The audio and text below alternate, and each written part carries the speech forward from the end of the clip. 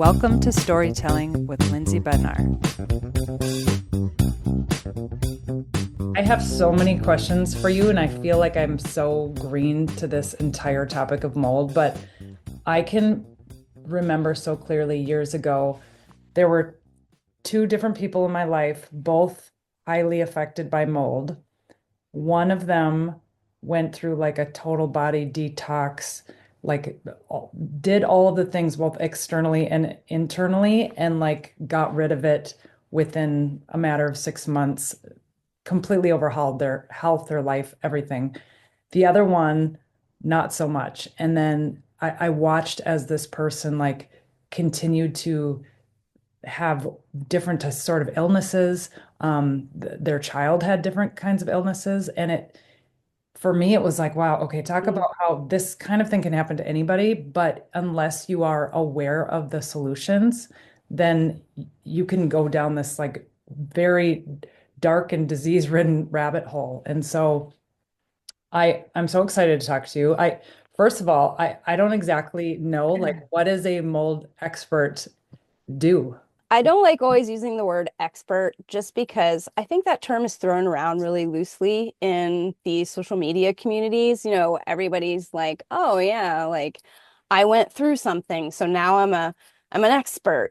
So, I wouldn't call myself an expert. I think a lot of people would just because I know a lot about this topic and I've dedicated my life to it, but I like to say a little bit humble, and there's still so much that we don't know about mold and even our microbiomes in our home that I can't possibly know all those things yet. So I learn things every day still in this industry. And it's even why when I first started, I was solely focused on the body and health. And I went to school and became a health coach and really was dedicating everything to that. And then, you know, the people that I was working with were just not getting better.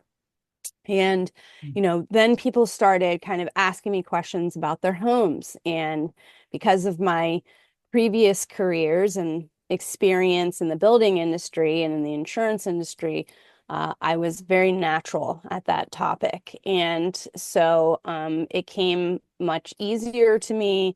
And I also felt like nobody was answering any of these questions. And there were more and more people coming up in the health world that were kind of taking care of the health aspect of it, but there was still no one to guide people through what to do with their homes. And so I really switched gears and I tried to do both, but they're both very complex topics, and there is enough for careers in both sectors. So I had to really make a decision to kind of dedicate my energy to either one or the other, just because I couldn't keep up with all the new information and just all the technicalities of each side. So I decided to just focus on homes because there wasn't anybody. I actually am considered to be the first holistic mold consultant. I'm not an inspector. I'm not a remediator. I'm strictly a consultant, really guiding people from the very beginning of before you even call an inspector, before you even know what you're doing, you should really be hiring a consultant, someone to advocate for you, someone to support you, someone to help you speak this language, because it is ultimately another language. I like to compare it to like when you go to court, right? You would never go to court alone. You would have an attorney, you would have a lawyer to help support you, advocate for you, help you speak the language of legalese. And this is exactly a kind of mirror of what myself and my partner do with our clients. It's health is, don't get me wrong, health is number one. That is the absolute top priority, is we're looking out for your health and ensuring that the decisions that you're faced with, you're given all the absolute information that you can possibly have, all the right data, all the right tracks of like, these are the options that you have in front of you. So you can feel confident and feel safe and feel, firm in your decision making, because most of the time people are guessing, or they're working with people because they were nice to them, not necessarily because they're the most, qualified. It's just that it's who they ended up with. And it is so easy to make an error, an egregious error that could make the health of your home much, much worse. And it could be a very expensive mistake. So, we're here to kind of protect people from doing that as well. So we do a lot of things though.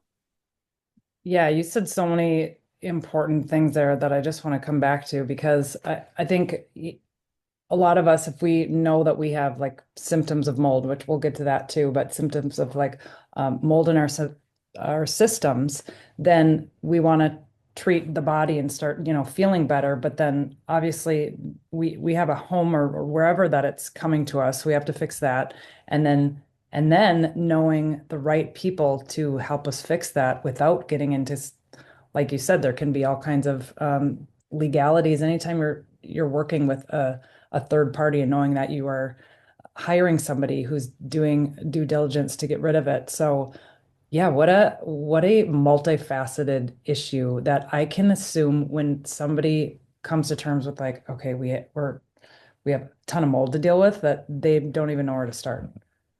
That's Most people are overwhelmed. Like that is like the word of the year is overwhelmed. And I don't blame people. Like it is just, not only is it just difficult to figure out like the order of operations and who should you hire first. Most people think the natural kind of default is, oh, I have mold, or I think I have mold, so I need to hire a remediator. But really, that's way down the line. Most people are not even ready to hire a remediator because you need to have, first and foremost, you need to know how severe the issue is. Is it even affecting your health?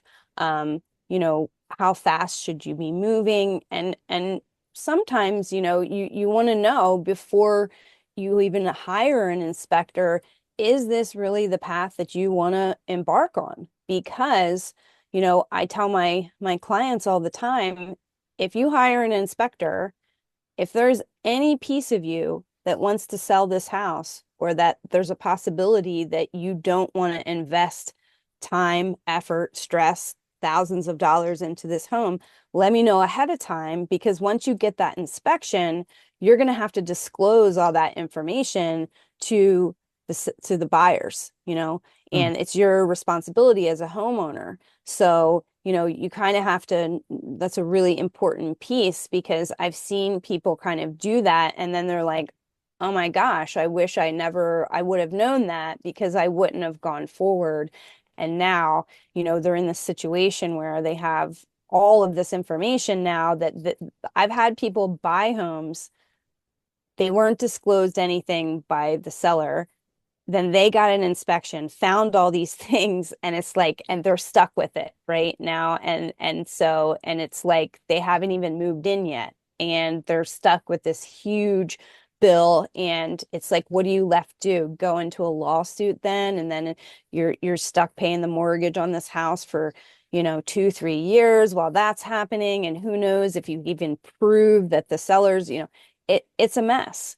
So, and it's really hard for people, and that's why I'm constantly trying to get the message out, not just about myself and hey, come work with me, but more about the role of the consultant and how crucial it is for people to have that. Because I can promise you, and any of your listeners, I can promise you, you will need an advocate at some time. Even another thing that I see very commonly, people will be in remediation and their, internal, woman's intuition will kick on and they'll know something's not right, right? but they don't know how to defend themselves. And they might even say something to the contractors and say, hey, this doesn't seem right. And then they'll quickly get alphaed and they'll say, oh, no, no, no, no. You don't do this. I'm the contractor. I do this for a living. You don't know what you're talking about. And then they back down and feel insecure, like because they don't know, right? And so what do you do in that situation? Then you have somebody who is messing up your house, but you can't do anything about it. And so this is where we come in, where we can say, oh, yes, you are right. This is what you should say back. This is what it says in the IICRC guidelines. And, and that's a lot of what we do as well, just because it's so necessary, and I've seen mold break families. I've seen people get divorced. We've had clients commit suicide Mm. over this. It is dark. And I don't say that to scare anyone because there's a wide, wide spectrum. Not everybody's situation is going to be that intense and that severe, but it is in the spectrum and those things do happen and it's heartbreaking. I truly feel that mold and water damaged buildings is an epidemic Mm. for sure. I know Wow. that's heavy. It No, is. I mean, yeah, I have so many questions as to several things that you just said. And I want to go back to how you got into this in the first place, because a lot of people with whom I connect, their career trajectory changes once they are impacted with something um, personally. And so I would love for you to kind of backtrack to how you got into the mold field. Sure, sure. In 2016, I got really sick and I was your regular, average, busy mom, wife, corporate woman, just doing life, lacrosse, all the things. And my hands started to hurt. I thought it was carpal tunnel. And I had just turned 40 and I just thought, I guess I'm getting old, right? And I was actually embarrassed to say anything. My husband's like 5 years younger than me, so I was like, just feeling like, ooh, this is weird. I don't want to be old yet. Uh, and so just over the next couple weeks, I started to just have all these weird symptoms pop up.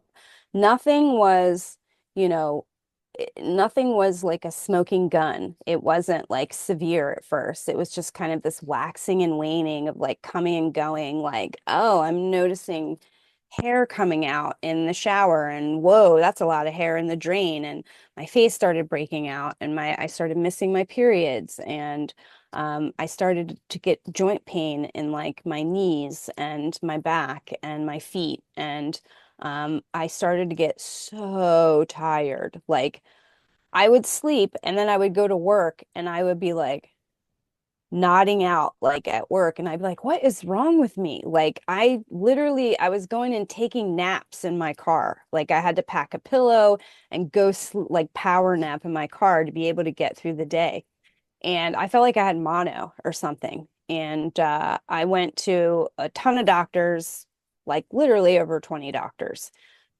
Nobody could figure out what it was. I did nerve tests and sleep tests and MRIs and EEGs and all kinds of neurological stuff. Then I started stuttering. Then I started having issues swallowing. They thought I had MS. I did so many tests, spent so much money, and it got to the point where um, Sorry, I was just going to say, but before you continue, several of those symptoms, I was like, oh, that sounds like perimenopause. Like when you first started out, you're like, oh, tired, or I can't remember a lot of the symptoms you said, but what did any of the doctors say to you, oh, this is just you're in your 40s. This is things start happen. No, at Okay. that time they didn't. No, but a lot of them mirror symptoms of perimenopause and menopause for women. And oftentimes people may think it's that. That is common. We get a lot of clients who get they just kind of chalk it up to that, or their doctors do. Mhm. Mine ended up saying that I had fibromyalgia, and the rest of it was just psychosomatic, that this was, all in my mind, and, stress, right? And I didn't believe that at all, because I was just like, there's no way this doesn't add up. I was fine. I was going to the gym 5 days a week. This isn't it isn't right. And then my kids were having symptoms too, but they were different. Like my son's nose was bleeding all the time. He suddenly gained 20 pounds. He all of a sudden out of nowhere got like separation anxiety. Like, like we went to go to school that year, and he wouldn't get out of the car. And like, at the drop-off line, and I was like, what is wrong, buddy? Like, you know what I mean? You're like 8. What's you've been going to school for a while now. Like this isn't, and it even turned into like where he was like, I had to walk him in, and he was like hanging on my leg, like screaming, like, and I didn't know what was happening. My older daughter started to get asthma and obsessive OCD. She was telling me that she was like clicking her tongue to the syllables of everybody talking constantly and couldn't stop. And she was constantly counting the steps that she walked and had to always land on even, and just like very strange.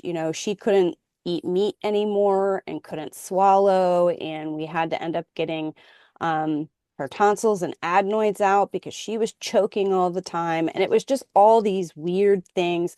Then my husband had his appendix rupture, and he got an E. coli infection, and then his shoulders started hurting. And we were like, is it the bed? Is the bed too old? Is that why we're all like stiff when we wake up? And it even got to the point where we thought our house was haunted.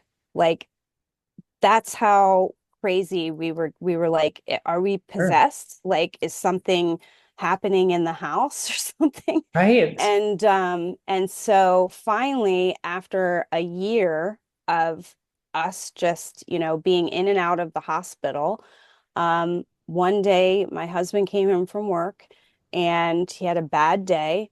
And he's like 6'1" and I'm 5'1". And so we constantly moved the shower head back and forth. And he went to go take a shower, and he kind of palm fisted the shower head because he was like PO'd. And thank goodness he did, because it popped the shower head off and all this water went into the wall. And on the other side of that wall was our kitchen.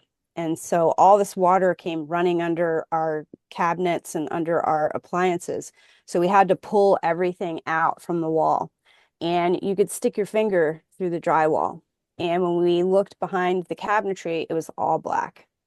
And there was a slow leak that was happening every time one of us took a shower. And it was dripping down the wall into our crawl space and right on top of our HVAC system. And so black mold was just all through our HVAC. And just we couldn't see anything. This is why Sure. we never knew. It was just blowing Stachybotrys all through the house. And when that water hit the colony, within a matter of days, we were evacuated from the house because it disturbed the colony, and spores went everywhere. That day that my husband did that, it was raining, and my son brought his book bag home from school, and it was wet because he like walked home from the bus stop. And so I took all of his stuff out and just like laid his LL Bean book bag on the dryer just to like air dry. The next day, literally when I came home from work, it was like 24 hours later. Um, it was full of mold. Like I have pictures of it. It was unbelievable. You would never think that that much mold would grow on a book bag overnight. And when you walked into the house, by this point we had, called this was a rental. We had called the owners of the house, and they had, a kind of water restoration company come in, and they had industrial dehumidifiers in there, which they should not have had because this was a mold job, not a water job. When mold gets discovered on a job site, you're no longer supposed to be treating it as a dry job. It should be a mold remediation job. Those are two separate entities. But they made that error, and when they were drying out that colony, it was making the fragments of the colony and the spores go airborne even more. And so, Mm. by the second day, my son walked in the door, nose started bleeding within 5 seconds. And our lungs, all of us were like, my lungs are burning. Like it feels like I drank lava or something. And I'll never forget, Pete was in the kitchen trying to make a PB&J for lunch the next day. And he couldn't. It was like he was so delirious and so poisoned that he didn't even know how to like function to make a peanut butter and jelly sandwich. And it we slept on our porch that night. And I woke up in the morning and I was just in like excruciating pain in my spine. And I was like, this is it. This is like, it's like one of those movies, where the house is like, get out. Yeah. Like it was like, I was like, we're leaving, we're done. Like I can't stay here another night. I feel like this house is gonna kill us. Like, and we left. And slowly my husband and I emptied the house and threw everything out. And, at that time, mold wasn't talked about like it is now. There were no podcasts, there were no, groups on Facebook. Nobody knew anything. People were like, mold, what? Everybody was talking about Lyme disease at that point. And so it was very, very difficult to find anybody that knew anything. So we just ended up throwing away the majority of our stuff just because we didn't know any better. And it was a really, really dark time. It continued to get darker after that, because nobody believed us, and we got very gaslit. Our whole community was against us. My children's father, who's not my husband, um, he ended up taking me to court for my kids and was trying to say that mold illness isn't real and that I was poisoning the kids with supplements and I had Munchausen syndrome, and it was horrible. Mm. It was the worst, darkest time of my entire life. And you know, I it was just so much that I really didn't see the light at some points. I had like four nervous breakdowns, and we were staying at my mother-in-law's house. And then I just was like, you know what? I have to keep going for my kids. And so I learned everything I possibly could. That is why I had to learn everything, because I was going to court in 9 months and to fight for custody of my kids. So I spent that entire time, I was bedridden, and I learned everything I absolutely could about mold and health, and crammed as like every day, all day. I was like obsessed with figuring it all out. And I ended up winning at court, and I won custody of my kids and proved that they were all wrong, and I was right. And that was really like a big moment where it was kind of like, this was like the genesis of like me really feeling empowered. And it was like that point of no return where I was like, I'm not the only one that's going through this. There are going to be other people who go through this and they're going to need help. And so this is what I want to do. I can't even go back to my old life at this point because so much has transpired. And when your life is affected to that degree where you went from having a life to where, I mean, we literally had nothing. Like it was, no friends, no family, very little family. I can't say that completely, but it was very, very intense for sure. I I mean, just going through the the housing situation and then the physical symptoms, but then how it was received by everybody is just like salt in the wound. Yeah. I didn't realize when you were talking about all of the things that you had in the home, I didn't realize like how it got in the backpack overnight, like spread. I would have had no idea it would spread like that so quickly. hmm hmm Yeah, believe it or not, when you have mold in a wall, um, it's going to sporulate, which is, the best analogy I can give is if you think of a mold colony kind of like a tree, right? And the spores would be the acorns. And it's not only going to be releasing these spores, but it also kind of sheds these fragments. Just like if you were to walk into a forest and you'd look at the floor of the forest, you'd see remnants of growth everywhere, leaves and bark and branches and twigs and, pieces of the root structure. And this is what happens on a very micro level. And there's 300 to 500 times more fragments that get shed versus these spores.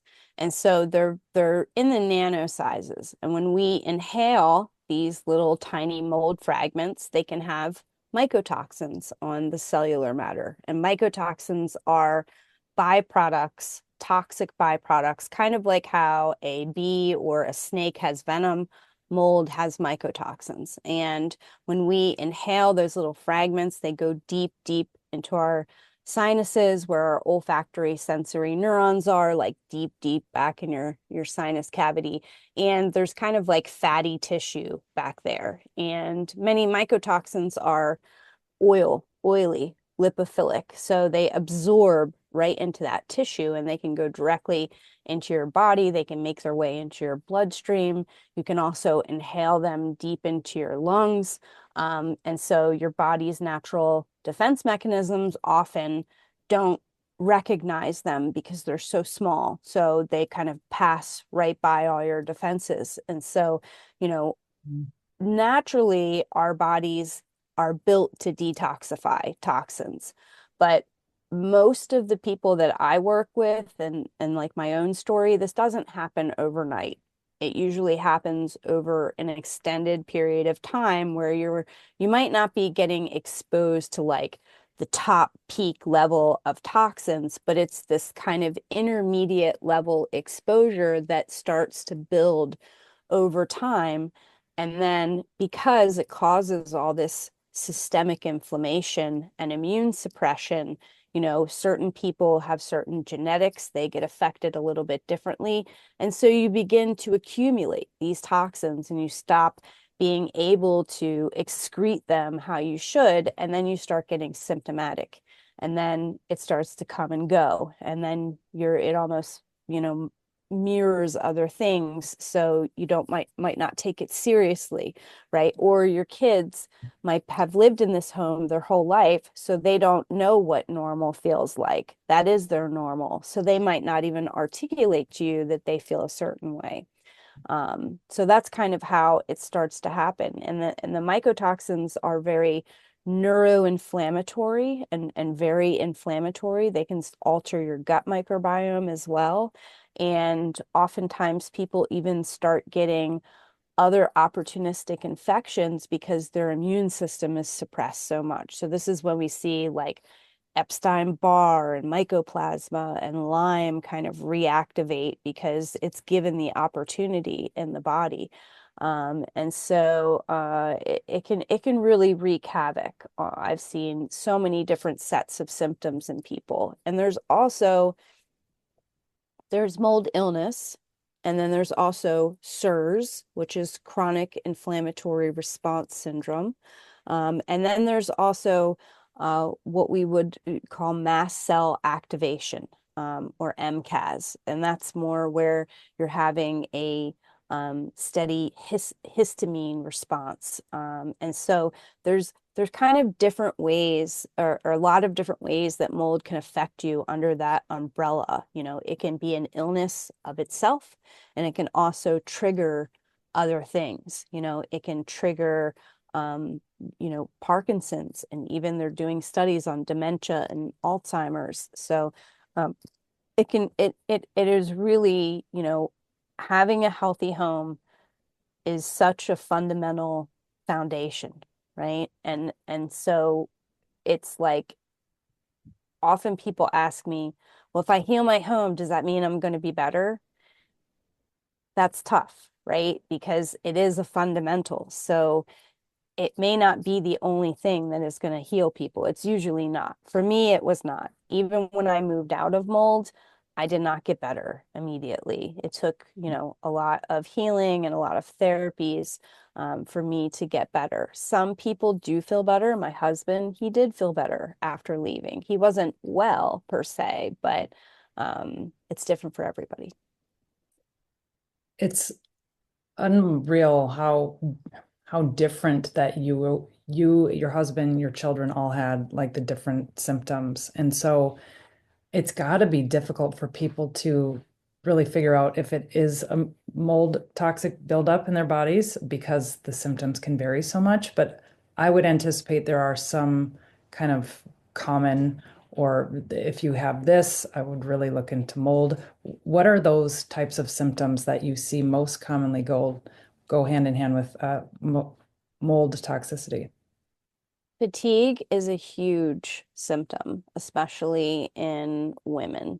Um, I would say some of the top issues are a lot of hormonal type stuff, hair loss, acne, um, urinary tract infections, frequent urination, uh, you know, rashes, respiratory problems, sinus issues, cognitive type stuff like memory loss, losing your words, feeling like you can't focus or concentrate, like suddenly you've got ADHD or something.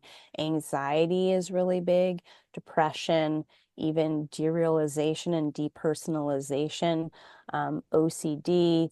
In kids, we see a lot of tummy aches, chronic strep, chronic ear infections. Eczema is probably one of the number one symptoms that we see in like babies and kids. Mm. There's a specific mold that we very often see hand in hand called cotomium that we see a lot of the time with kids who have eczema. Um, Obviously, there's a lot of other molds. It's not just that mold, but I see that a lot as a pattern in my practice. But you know, I think that, and this is, I feel like a lot of women are very in tune, and intuitive, like they know something's up. And I'm kind of at the point where I think that, if you are a health focused person, I think that everybody should just test their home just to know. Because if it's not anything we're not taught how to maintain our homes. You're just kind of like, cool, you're an adult, buy a house, Figure it here's the out. keys, there you go, right? And so there's no like homeownership class that that we take where we learn like, hey, did you know that, you're supposed to maintain your HVAC and that you've got to not only change the filter every month, but you're supposed to have a technician come to your house twice a year. And, there's so many little nuances too, because there's all these salespeople out there that are telling you, oh, clean your ducts and put a UV light in it and do this. And oftentimes people think that they're doing the right thing and they're really, I'm doing great, right? I got this UV light for my house. So A plus for me, realistically, that's not really moving the needle as far as like what you should really be doing to maintain and care for your HVAC.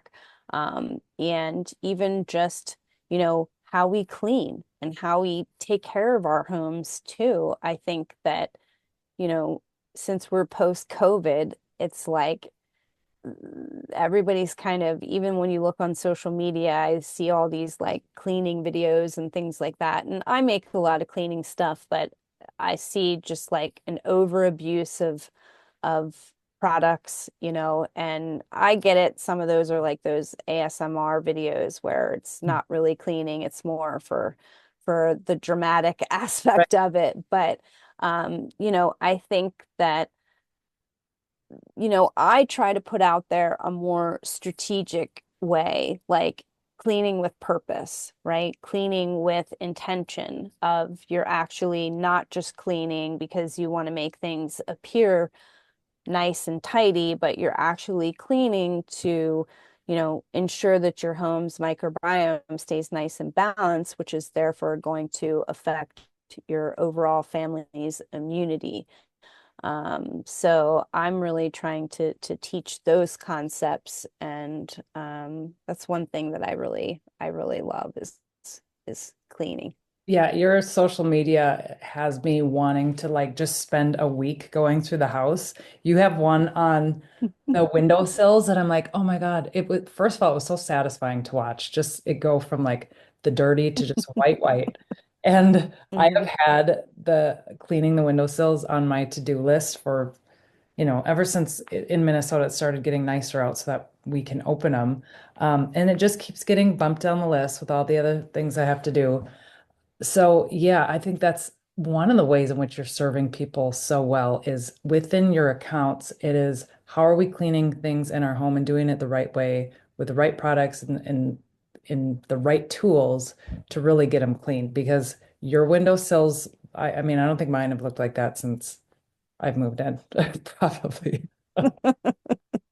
So, it's on my list. Thank you. Yeah, yeah. And Yeah. then you had one about the drop down faucet, and you were like, do you have a drop down faucet? And as soon as I saw that, I was like, oh no. Oh God, do I have mold in it? Like, what is this going to be about? And so you were talking about how the water can come out, of that drop down faucet in a way it's not supposed to. Hmm. And so, yeah, I've got my work cut out for me around here.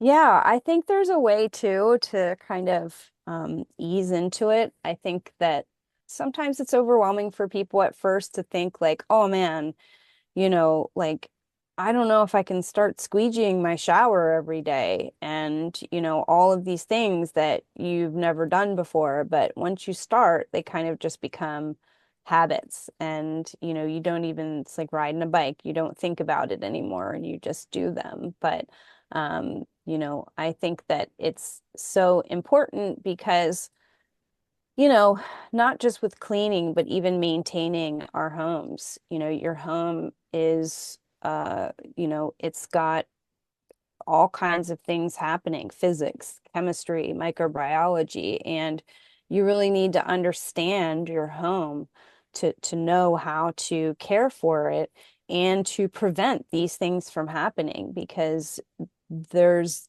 the likelihood that something is going to happen in your home is high if you're not paying attention. Even if you are paying attention, there's no way to 100% prevent any type of water issue ever happening with your home. It's just Mhm. not possible. So, but again, we're not taught these things. And I think this is also why people end up purchasing homes because they don't know.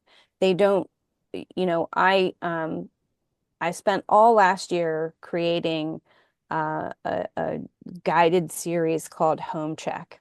And it's built for people who are trying to buy healthy homes because I was consistently getting people coming to me saying, you know, I'm in contract to buy this house and can you help me? And we would meet together and I would be like, no, this is look at all of these problems, and they would be like, how did I not know this? How did I not see this? And I really wanted to help people prevent people from, you know, your home purchase is one of the biggest purchases that you ever make in your entire life, right? For some people, their first home purchase is a huge, big deal, and I Mhm. respect that, and I want it to be a good experience. And the way homes are being built right now, and even older homes, there's no like secret recipe that I can, because people are always like, is it, do I buy a home that's 5 years old and that means it's lived in a little bit, or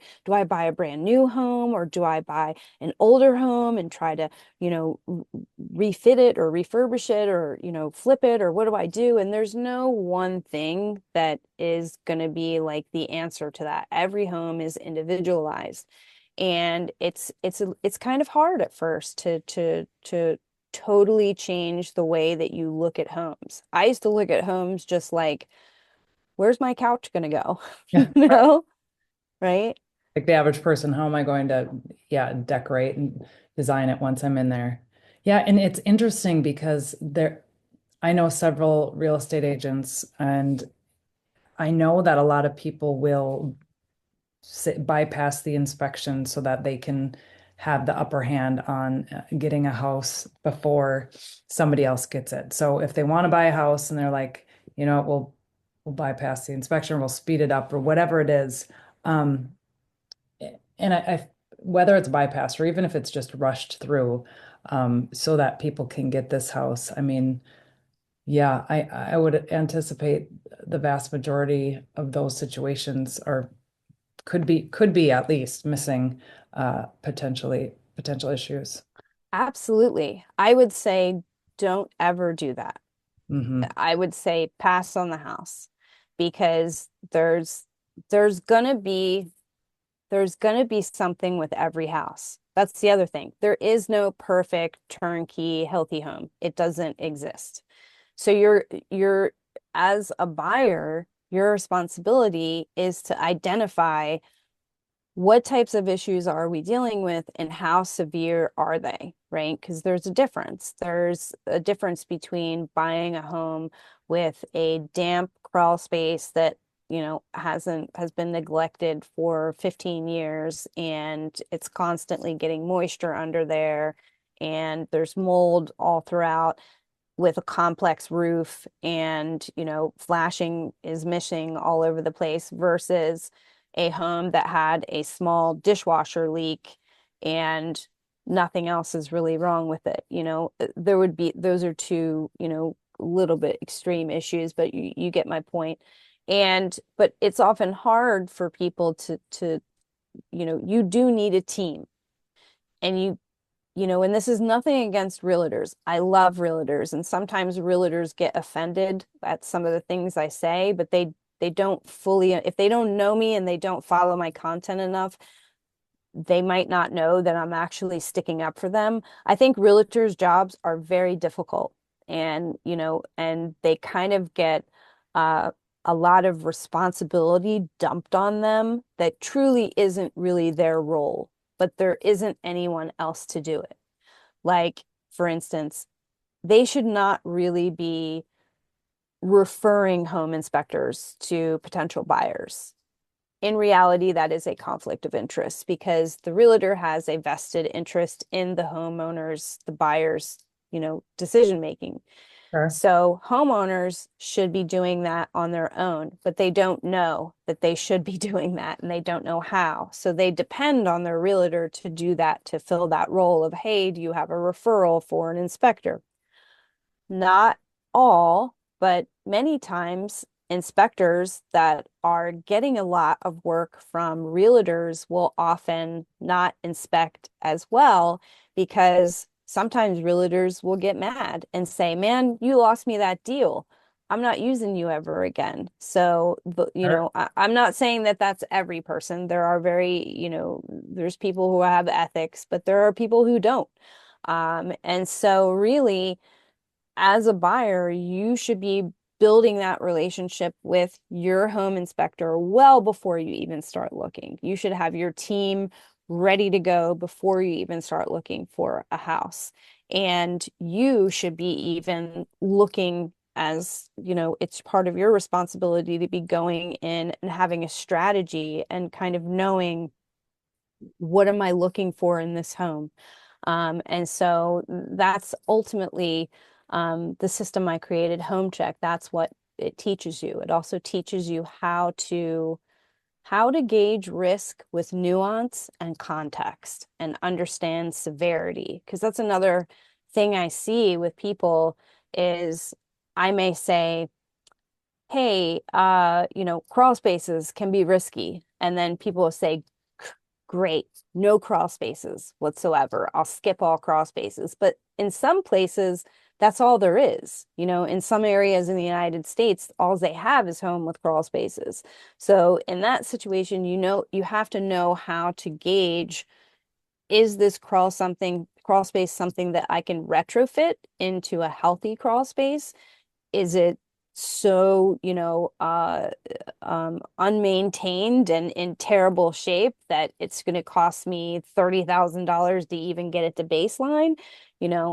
So that's some of the things that, I'm really pushing to try to help people with, is understand how to really identify those things and know the severity. Some people don't even think mold can harm you at all. So Well, they won't after they tune into this. That's for sure. So in this home check guide, I would anticipate it outlines kind of the main players and the hidden ones, places where we would most likely find mold, and then other places where we wouldn't think to look.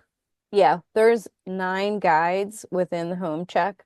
One of them is called the field guide, and it's pretty immense. It works kind of like a dictionary in a way, where it's like bathrooms, you know, uh, kitchens, it goes in alphabetical order, so it's got everything in there. It took me over a year to make all of these guides, and to um just because I'm a very detailed type A type of creator. So I always want all of the people in my audience, and just all of the people that I work with, I want them to have like, this is what I wished I would have had. And I always try to over deliver as well, because there are so many times when I've purchased guides from, creators, and I'm like, this really, this is what I'm getting, like, this could have taken you 3 days to make this. So I always want people to feel very like, wow, okay, this is really valuable and worth it. Yeah, it sounds incredibly comprehensive. And could you give us maybe just like one surprising place where people wouldn't think of that can often create mold in a home? In their walls, um especially in states that are really warm, like the southern climates, Texas, Florida. um when you have that type of high humidity, oftentimes in these states as well, they put their HVAC systems in attics. And you have this machine that's making cool air inside of an attic. And oftentimes, a lot of HVAC companies are not measuring properly, and they're oversizing these HVAC systems. And so what happens is it ends up putting the home under negative pressure, where it starts pulling in air from outside. And as much as we try to seal our homes, they're not sealed completely. And it starts to pull in this hot, humid air into the wall cavities. And I've seen a lot of homes have just mold in the walls of the home, and you'd never know, right? Because these are drier, kind of humidity, condensation type molds.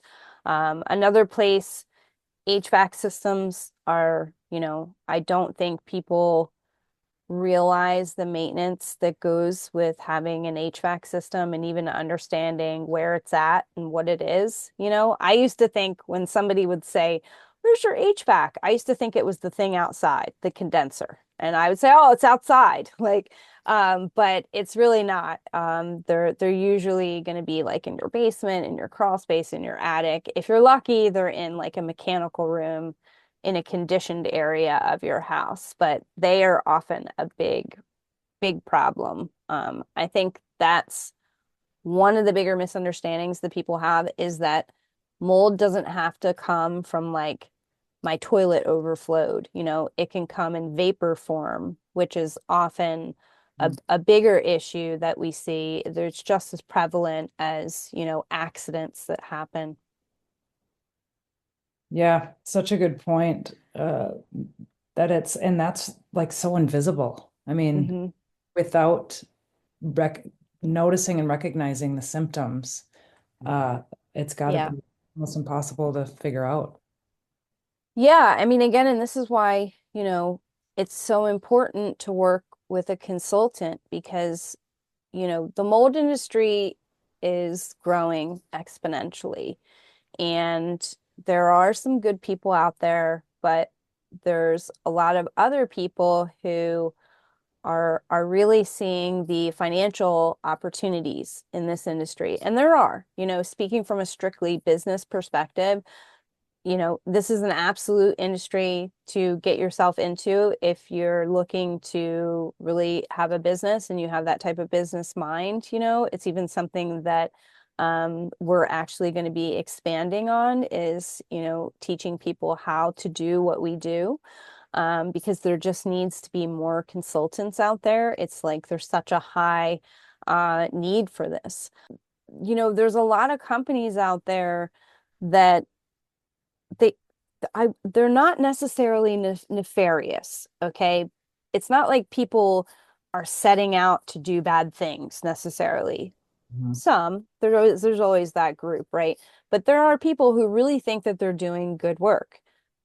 Mold dogs, people who fog, things like this. They truly think that they're doing a good service, but they're really not a fit for people who have health issues and who are looking to really make their home healthy. Um, there's a classification system when it comes to inspectors, just like doctors or any profession. 99% of the inspectors out there are going to be like a class one mold tester. They're very low on the totem pole of outside education. Maybe they took a course online. My neighbor, he can become a mold inspector tomorrow if he wants to. There's no federal regulations or anything like that. So, it's hard for people to discern who really knows what they're talking about because they're all going to sound like they know what they're talking about. And truly you're not going to be able to discern the difference unless like a consultant like myself, my partner Pete, you know, we know people. We've been in this industry. We've seen their work scopes. We've taken people from A to Z, so we know how things work and how people behave and what their level of education is. And so I think that's a really key point in ensuring that you can find it because it takes a really skilled individual to find mold like that. You have to understand building science and um, physics and psychometrics and all these other things to be able to figure out where it's growing without it just visibly being on a wall. Yeah, I'm so curious. I mean, your story alone was it it, it seemed to be so like it was a high level of toxic overload. Have you seen have you seen experiences where people had even more severe effects than that? Yes. Ours, and you're right, ours was definitely a very high exposure. Not everybody is that high. And but I have seen some situations that were very dire and just really, really, really bad mold situations. I would say the majority of people, most people are still functioning, when they come to work with us. I would probably say under 10% of the people we work with are non-functional to the degree where they can't take care of themselves, they have to have full-time help. And you know, and I think that's important to recognize. It doesn't devalidate the experience of any of the other people, lower on the severity, because this is stressful no matter if it's you have one source or your whole home is moldy, but it is good to recognize that for sure. So you said there's not a home that is without mold.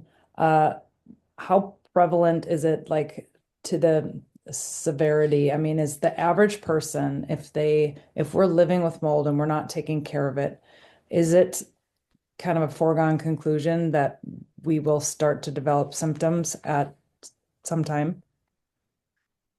Well, when we talk about the home microbiome, you know, I always like to ensure that everybody knows that there's going to be background molds in your home, even when it is healthy. Like we're not trying the end goal is not sterility or to get to nothing. We're trying to get to balance because we're supposed to be exposed to some molds, even good and bad, and some bacteria, good and bad, because that's what trains our immune systems. But it's when we have it's really the moisture which is what I try to teach to focus on. Focus on the moisture intrusion, and I think it really depends, because some people don't ever get sick, and they'd have to be in like a really severe situation for them to get sick. But the way that things are going right now, I think that if people don't become educated at some point, there's a high chance that at least somebody in your family, it may not even be in your direct family, but I would wager to say that someone is being affected by mold, and anybody listening, I would say that that's how prevalent it is. When we look at statistics, I think the last statistics said that there was like 65 or 70% of homes have water damage, but just knowing what I know, like almost every home I walk into, I can find something, and I think that it's so important as homeowners that we evolve and we start understanding that it's crucial to our health.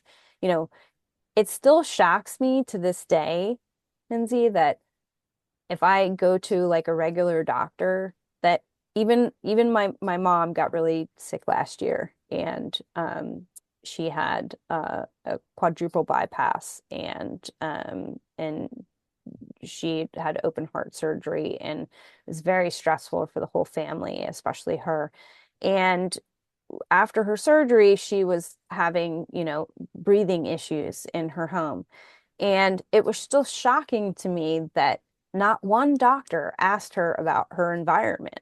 Like, not one question. Do you know what I mean? And like in my mind, I'm thinking, like, when is somebody going to ask about the environment? It's the first thing I think of is like, well, what kind of home are they living in? And even when I meet people and they don't know what we do, and they start saying like, oh, well, my wife or my husband has this, and I'm like, huh, hmm, I bet you something's going on in their house, Right. and there always is, and it's like it's crazy. How does a person's metabolic health impact their ability to withstand mold?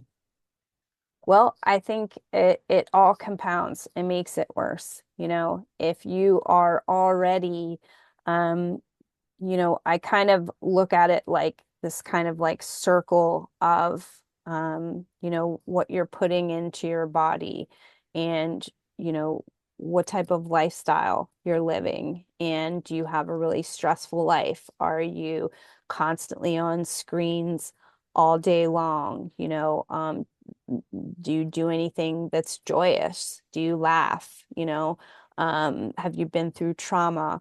Are you eating sugary, fatty, terrible fast foods? And when we contribute all of those things, it's only going to compound it and make it worse. Like I said, your environment is such a fundamental, that it's up there with like nutrition, right? It should be like clocked right there as like these are core things that you need to be recognizing and implementing in order to have the most optimal health.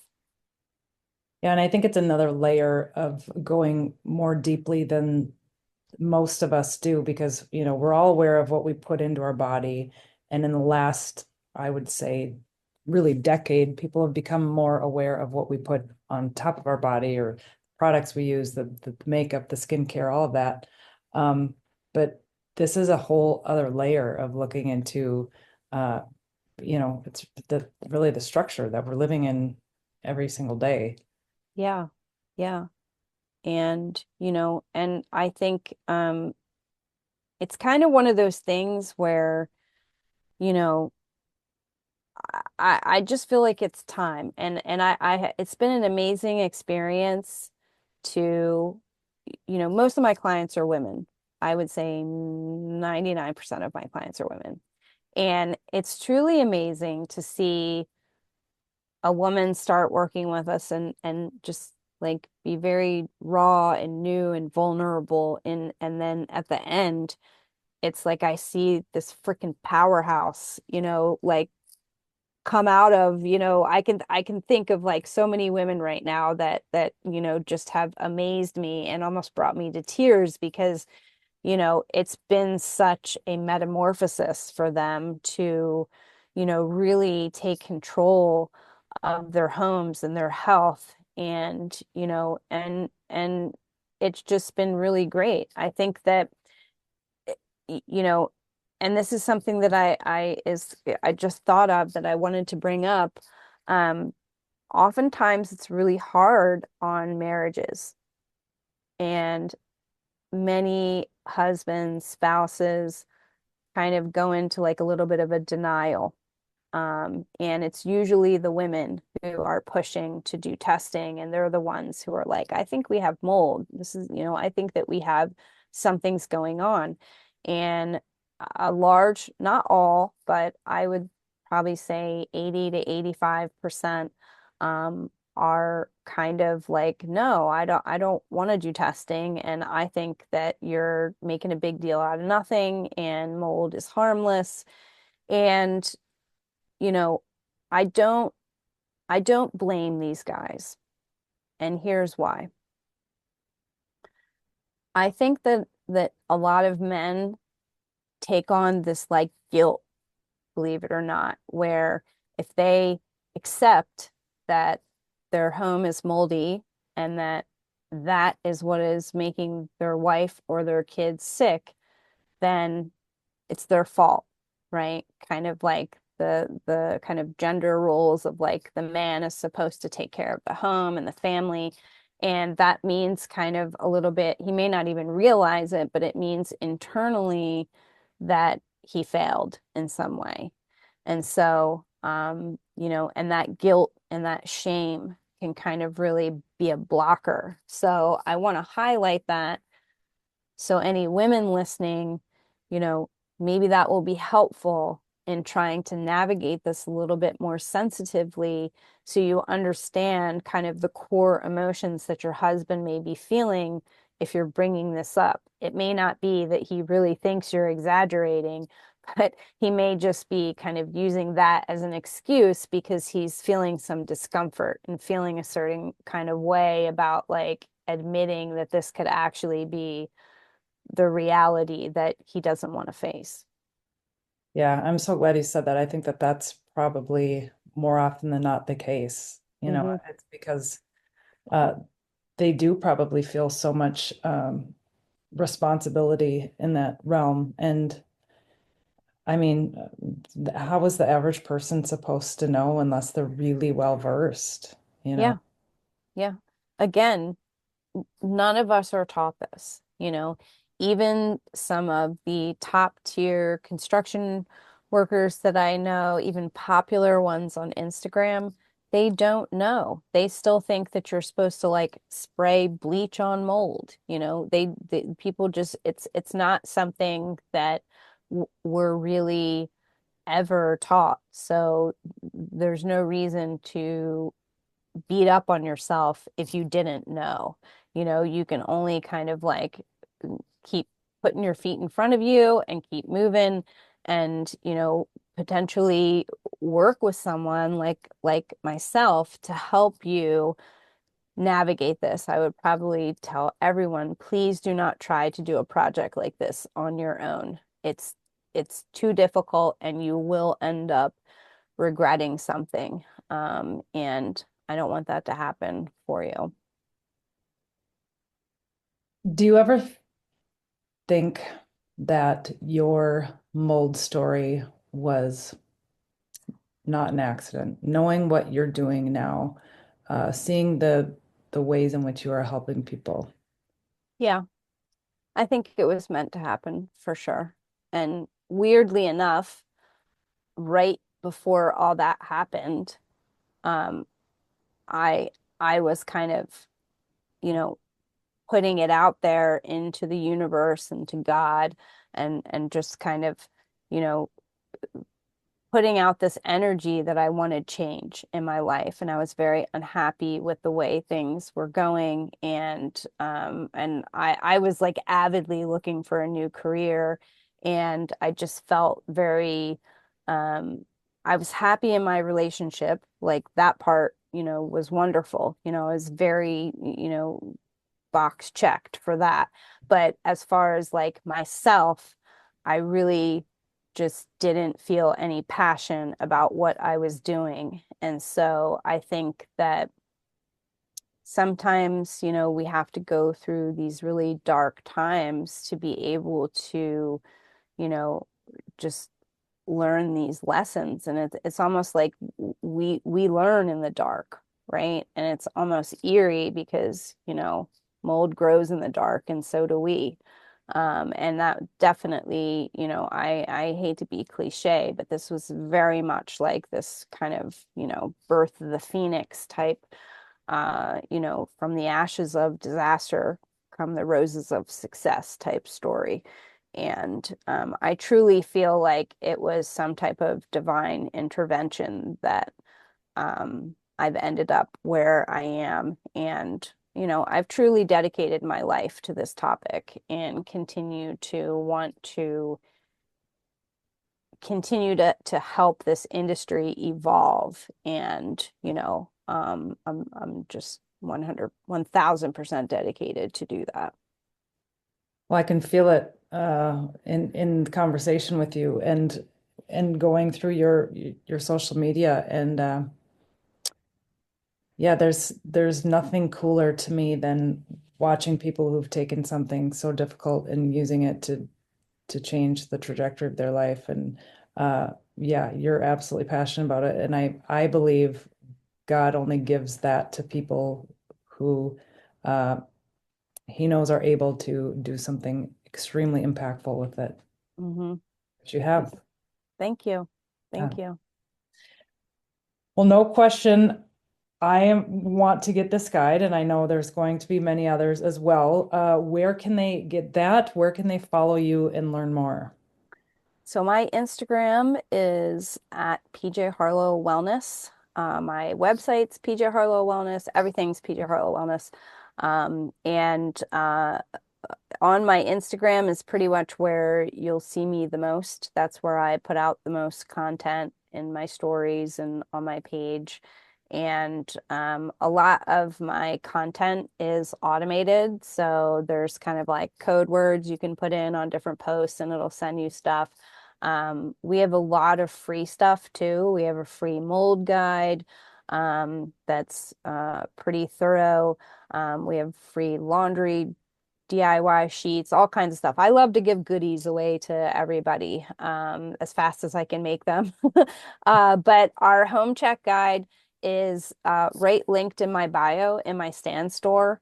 And I will make a discount code for you for our ERMI test plus interpretation. That's kind of like our flagship starting mark of where you should really start if you're considering You know, do I have mold? It's kind of like the do I have mold starter kit. So I'll give your listeners a discount code, whatever you want to make the code, and I'll put that in for everybody too. This has been so like eye-opening.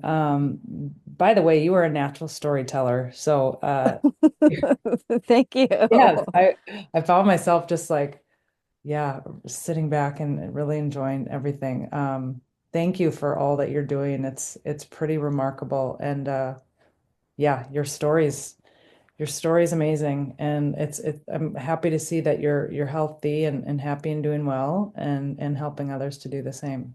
Thank you so much. Thank you for having me on. And thanks for the compliment. I didn't know I was a good storyteller. Yeah, you are. Yeah, thank you. Absolutely. All right. Well, mold help for those of you who are going to get the guide. I strongly encourage you to do so. I am going to myself and check her out. PJ Harlow Wellness. Yes. Thank you so much. Yeah. Thank you.